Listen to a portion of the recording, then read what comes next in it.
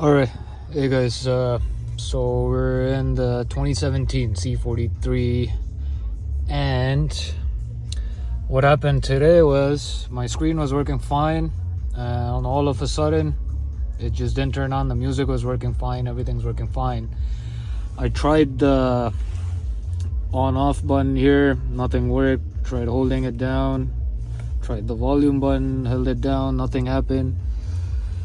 One thing that worked was there is a eject button here for your CD.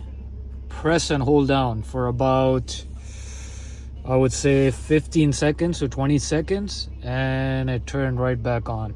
So there you go. Try that and see if it works. Thank you.